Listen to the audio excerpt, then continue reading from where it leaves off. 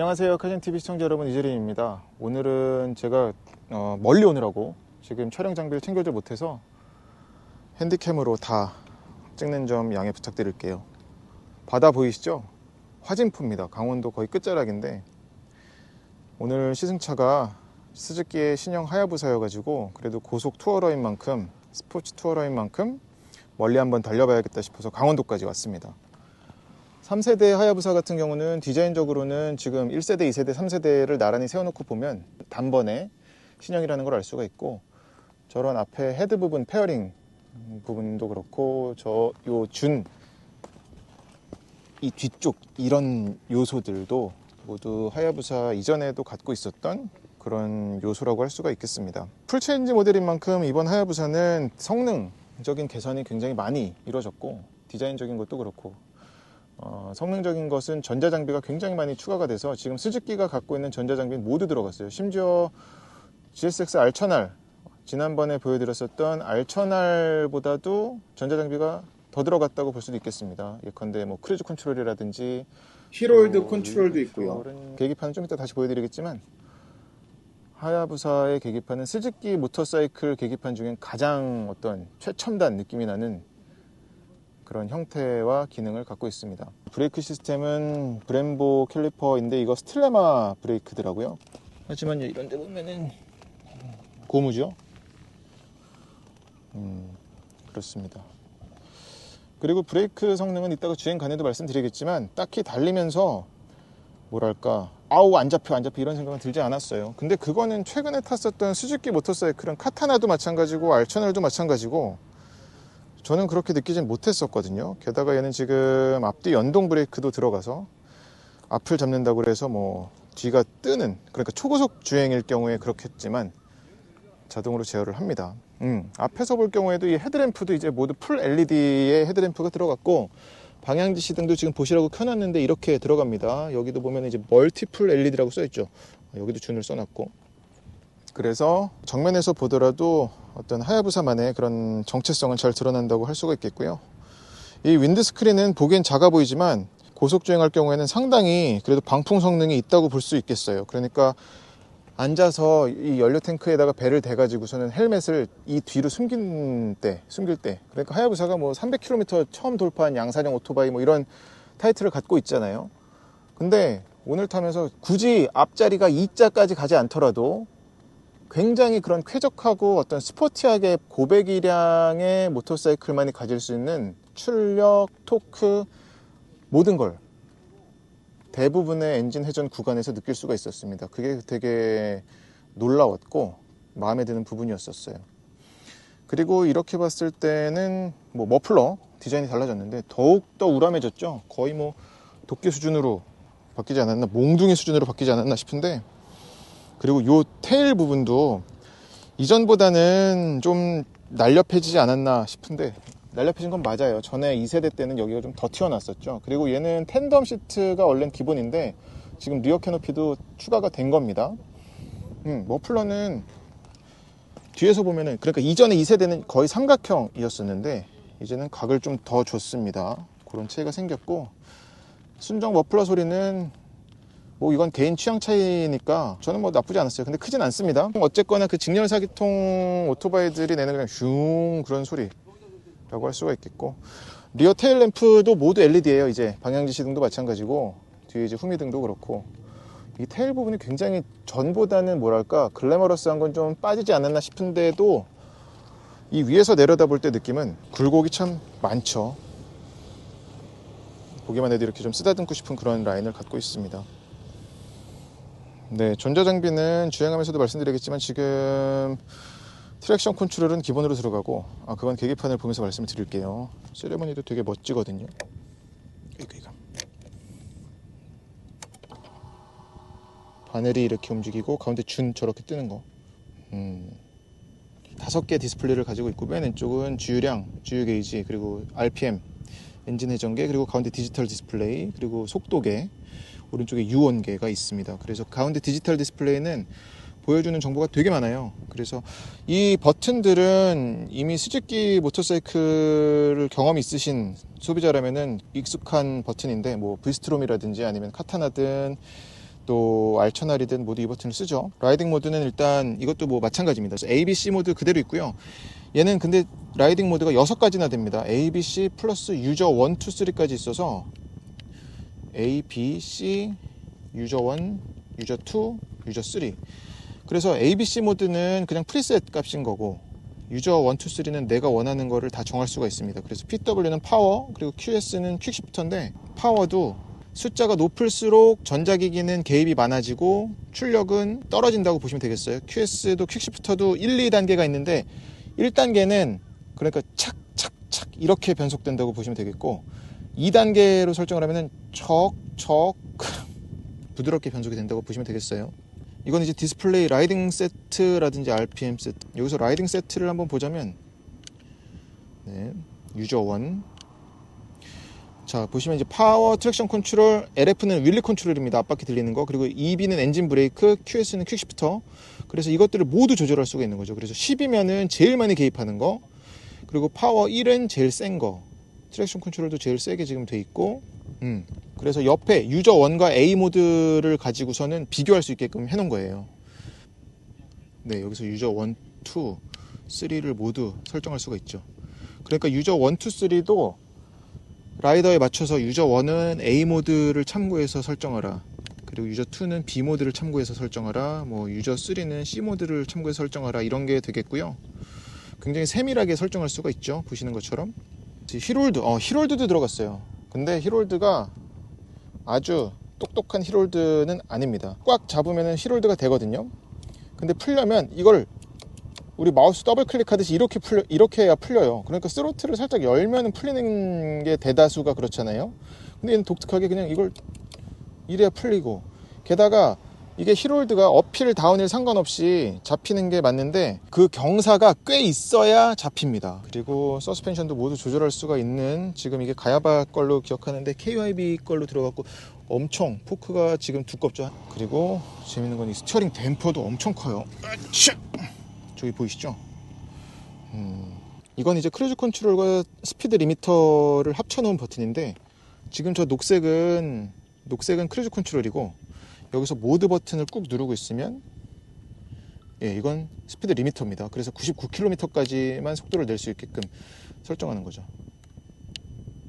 뭐 쓸 일이 많진 않을 것 같은데, 그래도 뭐 만약에 아들에게 바이크를 내줄 때, 누군가에게 바이크를 빌려줄 적에 쓸 수는 있겠죠. 그럴 때. 네.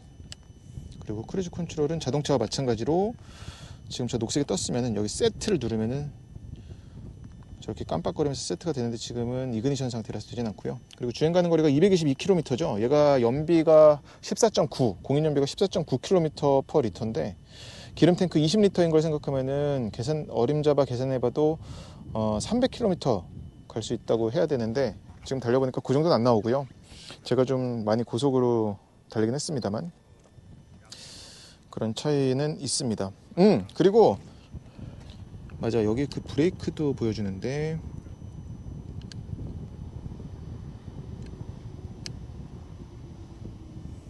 잠깐. 이건 그리고 지금 스패너 뜬 거는 이번에 주행하면서 1000km를 넘겨가지고 서비스 들어가라고 뜬 거예요. 이 밑에는 그리고 오도미터라든지 배터리 볼티지, 그리고 트립 컴퓨터, 연비들이 뜹니다. 그리고 이건 레브 카운터예요. RPM 세트, 여기서 모드. 지금 깜빡거리죠. 색깔을 고르는 건 아니고요. 이렇게 빨강, 주황, 흰색 중에 저게 아주 급박하게 깜빡하게 할 거냐, 아니면 그냥 이렇게 좀 느끼하게 켜지게 할 거냐 설정할 수가 있습니다. 디스플레이에서 액티브 데이터는 뭐냐면, 이제 여기서 브레이크랑 액셀러레이션이 표시가 되는 거예요. 브레이크를 내가 얼마나 세게 하는지를 보는 겁니다. 빵빵히 한번 들어볼까요? 큽니다. 하야부사 시트 포지션을 보여드릴게요. 얘가 시트고가 800mm인데 그렇게 높게 안 느껴집니다. 여기가 지금 시트가 꽤 이 안장이 이렇게 뾰족하지 않고 허벅지 안쪽으로 좀 넓게 자리 잡는데도 불구하고, 저는 그래서 오히려 700mm 정도밖에 안 되지 않을까라고 예상했는데, 지금 자료 보니까 800mm나 되네. 이 허벅지 이쪽이 좀 앉았을 경우에 뾰족하게가 아니라 좀 넓죠. 근데도 의외로 이게 얇게 떨어져서 그러는 것 같아요. 몸체가 시트 포지션이 그렇게 높게 안 느껴진다는 거. 그리고 이거 뱅킹 센서인데 엄청 길죠. 이거 되게 독특합니다. 이 리어 캐노피 밑에 수납 공간이 있는데 최근에 만났었던 이 시트 및 수납 공간 중에 제일 큽니다. 이 정도면 뭐 물티슈, 휴지, 담배 다 담을 수 있겠어요. 아무튼 이번 신형 하야부사는 이전보다, 그러니까 라이더가 체감하는 거는 제가 그 전시장에 있는 거 2세대 거를 또 앉아서 보여드릴 테지만 이 레버가 한 1cm 정도 라이더에게 가까워졌습니다. 그래서 좀 더 편한 자세가 됐고, 편하기도 하거니와 어떤 조향할 때도, 그러니까 고속 조향도 그렇지만 저속에서도 좀 더 쉽게 그렇게 조정이 됐고, 근데 기름 탱크가 이제 20리터나 돼가지고 이런 내려다볼 때도 우람한 것도 있지만 다리 사이에 꼈을 때 뭐랄까 우리 유격 훈련할 적에 통나무 타잖아요. 그런 통나무에 앉아있는 그런 느낌이 들 정도로 이게 우람한 게 있습니다. 그리고 니그립을 제대로 했을 적에 이 땡땡하게 코너링 하는 거, 그 느낌이 되게 독특하더라고요. 그러니까 어떤 얘는 정확히 장르로 치면은 스포츠 투어러가 되잖아요. 그래서 제가 여기도 지금 광화문인데 여기 와서 보니까, 아니 광화문이란다, 정동진인가요 우리가? 화진포입니다. 화진포. 서울에서 제가 웬만하면 도 경계를 넘지 않는데 정말 기록을 세울 만큼 굉장히 편하게 빨리 왔어요. 그래서, 그리고 뭐 레이서 레플리카 같은 느낌도 가지고 있는 건 어떤 부분이냐면 얘도 빨리 달릴수록 편하네요. 그러니까 빨리 달리면 자연스럽게 라이더가 뭐 탱크에 상체를 붙일 수밖에 없잖아요. 그리고 엉덩이도 뒤에 붙이고, 이렇게 달릴 적의 자세가, 그리고 제일 이 자세가 일단 첫 시트 포지션이 아닌가 싶습니다. 처음 고려한 자세는 아예 그냥 배를 탱크에 대고서는 있을 때 자세를 염두한 게 아닌가 싶고, 그리고 지금 다리를 보시면은 거의 뭐 90도 이상으로 꺾였잖아요. 지금 한 100도, 110도 되는 것 같은데, 이렇게 되면 오금절인 경우가 많은데 이것도 되게 의외였던 게, 앉았을 때 그리고 여기에 무릎 완전히 붙이고 구부렸을 적에 굉장히 편한 자세가 연출이 됩니다. 그래서 이것 때문에도 확실히 그런 3세대 거치면서 세대 변경하면서 어떤 이런 스포츠 투어러에 대한 그런 쌓인 노하우가 뭐 이런 소소한 부분에, 단지 어떤 외형적인 디자인 변화뿐만이 아니라 일단 라이더가 몸 맞대고 있는 그런 시트라든지 아니면 뭐 풋패그 위치, 이런 부분에도 참 고려가 된 게 라이딩 하는 내내 느껴졌어요. 네. 그리고 무게는 지금 얘가 지금 공차 중량만 뭐 한 263kg이나 나가고, 뭐 그것 때문에 뭐 끌바 할 때, 우리 끌 때는 확실히 좀 힘든 건 있습니다만, 적어도 어떤 주행 간에 선회할 때는 이거보다 한 체금 작은 바이크처럼 느껴진다, 이건 아닙니다만, 거동하는 동안에는 어떤 불편하거나 아니면은 내 마음대로 주행을 못할 것 같다라는 생각이 들지 않아서 그 부분도 굉장히 놀라웠습니다. 그리고 이 클러치가 굉장히 가벼워졌어요. 이전보다 확실히 가벼워졌습니다. 이 정도면은 여성 라이더라든지 아니면 악력이 약한 라이더여도 그렇게 피로도 느끼지 않겠다. 네, 이제 신형 하야부사 주행을 해보겠습니다.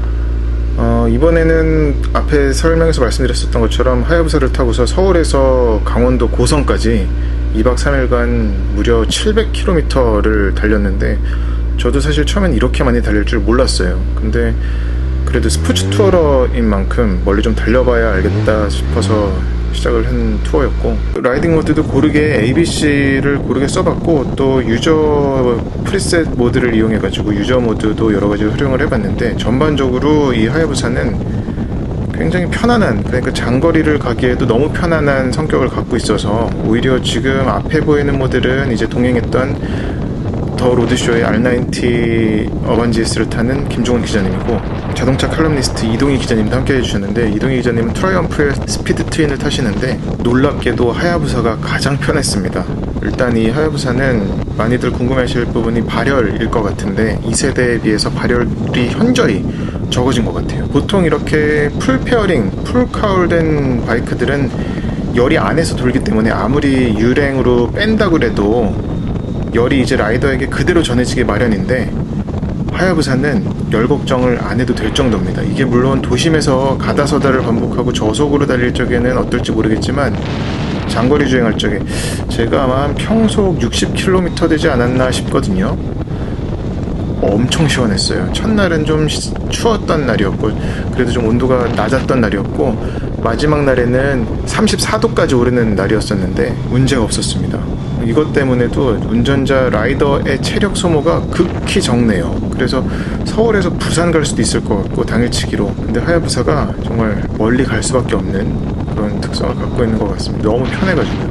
그리고 이 계기판도 디지털과 아날로그가 이제 적절히 섞였는데 터널에 들어왔을 적에 특히 야간에도 시인성이 상당히 좋아요. 지금 언뜻 보이시는 것처럼 저렇게 백라이트가 하얗게 들어오잖아요. 그래서 저것 때문에도 오브 계기판이라고 할 수가 있는데 그럼에도 주행간에 볼 수 있는 눈에 들어와야 될 정보가 굉장히 잘 표시가 됩니다. 그리고 또 놀랐던 부분은 서스펜션인데 이 하야부사의 서스펜션은 굉장히 잘 세팅이 되어 있는 것 같아요. 지금 달려보니까 전반적으로 노면을 웬만해서는 정말 떨어지는 적이 없습니다. 그러니까 노면이 아무리 요철이 있고 좌우로 꼬부랑길이 있고 아래에 바운싱이 있다고 한들 엄청나게 잘 눌러져가지고 노면을 잘 쥘까라는 그런 불안함은 생기지가 않아요. 그거와 맞물려서 브레이크 성능이 지금 이 스틸레마 브레이크 조합은 처음 보는 건 아니지만 그리고 얘는 또 앞뒤 연동 브레이크 시스템도 들어갔다고 말씀드렸죠. 그것 때문인지 앞브레이크를 잡더라도 뒤가 어떻게 뜨는 느낌이 아니라 뒤까지 그냥 잠수함처럼 쑥 가라앉으면서 감속이 돼가지고 이것 역시 매우 라이딩 하는데 자신감을 끌어올려주는 요소로 작용을 했습니다. 너무 지금 장점만 말하는데 솔직히 하야부사는 크게 단점이라고 잡을 만한 게 없었어요. 뭐랄까 변속기가 가끔 근데 이제 이 퀵시프터가 업다운이 모두 지원이 되는데 1단 놓고 그러니까 기어가 물린 채로 시동을 껐으면은 다시 이제 셀 모터 돌려가지고 얘는 또 이지 셀 스타터죠. 그냥 원터치로 한번 누르면 그냥 바로 끼릉끼릉거리면서 켜지는 거. 그게 안 걸릴 때가 간헐적으로 발생을 했고 그리고 또 멈춰있다가 출발할 적에 다운시프트를 늘려 그럴 적에 그러니까 변속기 단이 가끔 안 들어가는 경우가 있었습니다. 그거 말고는 거의 단점이랄 게 없었고 그리고 이제 좀 있다가 이제 한계령을 넘어가면서 와인딩길을 달릴 텐데 사실 이 덩치가 커가지고 덩치 클 뿐만 아니라 휠베이스도 길잖아요.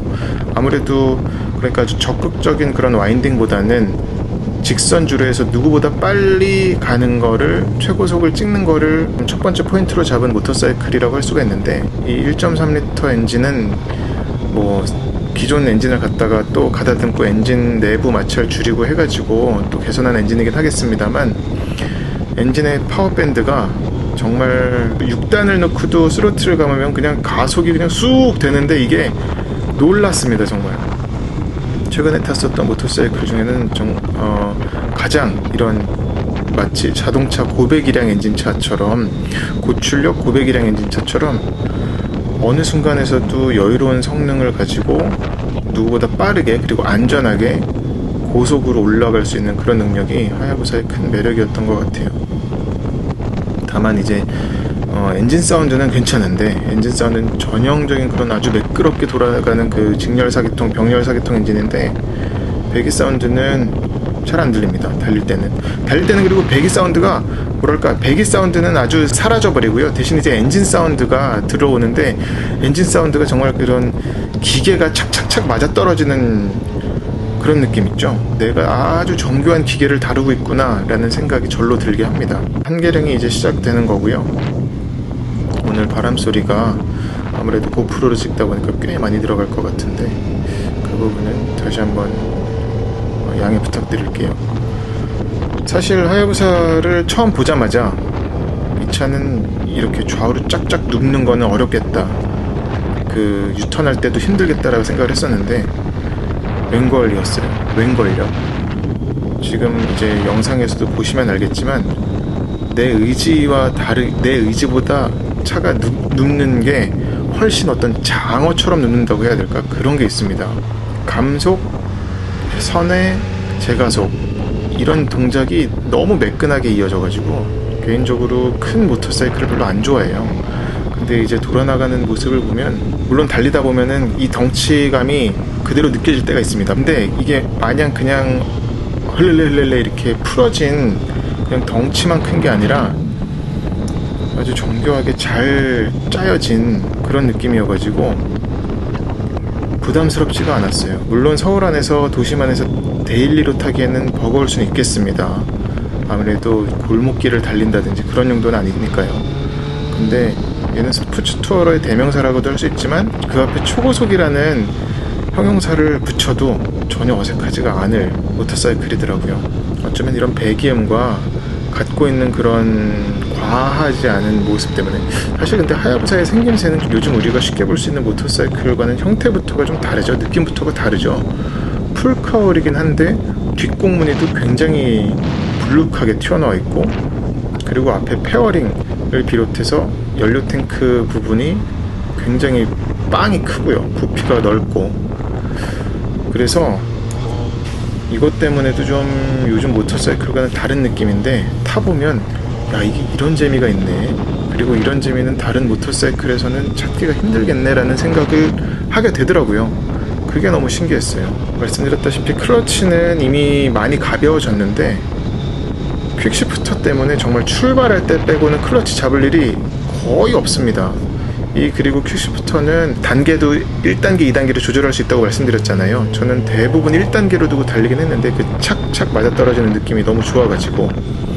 근데 확실히 이게 이탈리아 모터사이클의 퀵시프터라든지 아니면 독일 모터사이클의 퀵시프터랑은 약간 느낌이 다릅니다. 하지만 밟는 순간 얘는 좀 정교하진 않은데 그럼에도 고장나진 않겠다, 쉽게 고장나진 않겠다라는 생각도 들고요. 그리고 이 앞에 윈드스크린도 상당히 바람을 잘 걸러줘요. 처음에 봤을 적에는 이게 얼마나 의미가 있겠나, 이거보다 큰 걸로 갈아야 되는 건가 라는 생각을 했는데 꽤 방풍 성능이 우수한 걸 알 수가 있었습니다. 연비는 대략 한 15km가 나왔고요. 고속주행할 경우에 300km 안짝 정도라고 생각하시면 될 것 같고, 이것도 대부분 고속으로 달릴 경우에 이런, 지금 여긴 이제 큰 코너죠. 큰 헤어핀인데 누울 때의 느낌이 부담스럽지가 않아요. 그러니까 절게 되는 경우 있잖아요. 절절 매게 되는 경우 있잖아요. 라이더가 달릴 때. 근데 하야부사는 여기도 마찬가지인데 지면이 가까워지고 할 때도 이 마진에 대한 자신감이 있습니다. 그리고 이 풋패드에 뱅킹 센서가 굉장히 길다고 말씀을 드렸는데 이게 어쩌면은 너무 믿지 말라는 의도일 수도 있겠죠. 그러니까 로우 사이드가 날 것 같은 그런 게 있거든요. 너무 린 앵글을 과신하지는 말아야 될 거는 사실인데 그럼에도 의외로 꽤 잘 눕는다는 거. 그래서 달려보면 확실히 레이서 레플리카처럼 얘도 속도를 빨리 내야 더욱더 편해지고, 그리고 달리다 보면은 라이더 의지대로, 그러니까 속도를 냈다가 감속하고 선회할 때 느낌은 거의 레이서 레플리카랑 흡사해요. 근데 그 돌면서도 이 기다란 휠 베이스가 느껴지기 때문에 그 부분 때문에 약간의 좀 더 패스트 인, 패스트 아웃인 것 같아요. 좀 더 빨리 들어갔다가 탈출할 때도 좀 더 빨리 세워야 되는 그런 게 있습니다. 2박 3일 동안 정말 700km나 제가 달릴 줄은 몰랐고, 작년뿐만이 아니라 올해도 통틀어서 제 시승기를 위해서 탔었던 모터사이클 중엔 가장 많은 주행거리를 달리지 않았나 싶습니다. 오늘 스즈키의 신형 하야부사를 시승했는데 왜 이 모터사이클을 얼티밋 투어러라고, 물론 그게 스즈키가 말하는 거기도 하겠지만 초고속 스포츠 투어러라고 말을 하는지 10분 알 수 있었고요. 개인적으로는 상당히 기억에 남을, 굳이 과거의 이 모터사이클이 300km를 처음 돌파한 양산형 모터사이클이고 또 어떤 의미를 갖고 있는지 그런 걸 굳이 알지 못하더라도 주행을 이렇게 한 것만으로도 그런 헤리티지라든지 스즈키의 플래그십이 추구하는, 그리고 스즈키 플래그십 하야부사만이 아니라 스즈키가 추구하는 게 어떤 모터사이클인지를 알게 해주는, 너무 좀 거한가요? 아무튼 그런 기억에 남을 시승이었던 것 같습니다. 네, 이상으로 스즈키 하야부사 시승을 마치겠습니다. 영상이 도움이 되셨다면 구독과 좋아요도 부탁드릴게요. 오늘 비가 아주 많이 오는데 항상 안전 라이딩 하시고, 다음 주에는 또 초반에는 비 오고 나서는 그래도 온도는 좀 떨어진다고 하니까 또 즐거운 라이딩들 하시기 바랍니다. 바랍니다. 고맙습니다.